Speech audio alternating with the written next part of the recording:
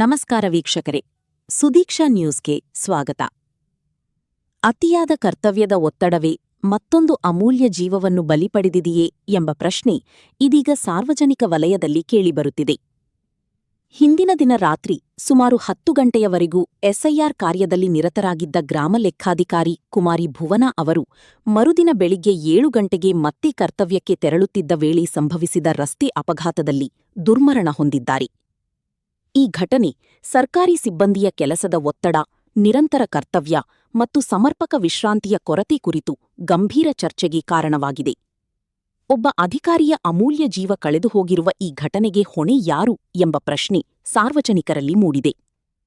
ಈ ರೀತಿಯ ದುರ್ಘಟನೆಗಳು ಮುಂದಿನ ದಿನಗಳಲ್ಲಿ ಮರುಕಳಿಸದಂತೆ ಸಿಬ್ಬಂದಿಯ ಕೆಲಸದ ಸಮಯ, ವಿಶ್ರಾಂತಿ ಮತ್ತು ಸುರಕ್ಷತೆಗೆ ಸಂಬಂಧಿಸಿದಂತೆ ಅಧಿಕಾರಿಗಳು ಸೂಕ್ತ ಕ್ರಮ ಕೈಗೊಳ್ಳಬೇಕು ಎಂಬ ಆಗ್ರಹವೂ ಕೇಳಿಬರುತ್ತಿದೆ.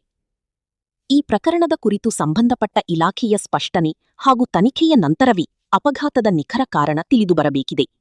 ಸದ್ಯಕ್ಕೆ ಈ ದುರ್ಘಟನೆ ಸರ್ಕಾರಿ ಸಿಬ್ಬಂದಿಯ ಕಾರ್ಯವ್ಯವಸ್ಥೆ ಕುರಿತು ಗಂಭೀರ ಪ್ರಶ್ನೆಗಳನ್ನು ಎಬ್ಬಿಸಿದೆ. ಇನ್ನೂ ಹೆಚ್ಚಿನ ಸುದ್ದಿಗಳಿಗಾಗಿ ನೀವು ನೋಡ್ತಾ ಇರಿ ಸುದೀಕ್ಷಾ ನ್ಯೂಸ್ ಕನ್ನಡ. ಧನ್ಯವಾದಗಳು.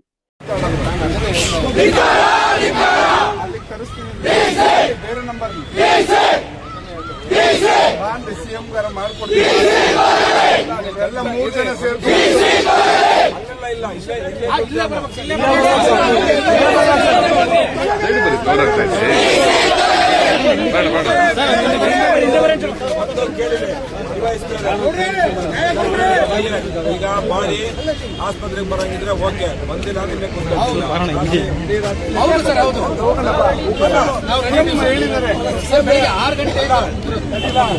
ಇಲ್ಲಪ್ಪ, ಇಲ್ಲೇ ಡಿಸ್ಟ್ರಿಕ್ಟ್ ಮಿನಿಸ್ಟರ್ ಮಿನಿಸ್ಟರ್ ಪರಮೇಶ್ವರ್ ಅವ್ರ ಇಲಾಖೆ ಇದ್ರು.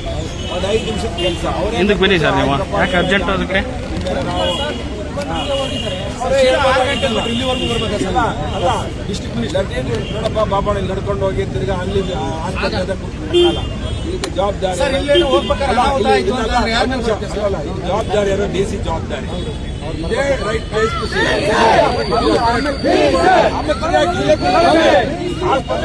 ಅದಕ್ಕೆ ಮುಂದೆ ಇಲ್ಲ ವಾಪಸ್ ತರಲ್ಲ.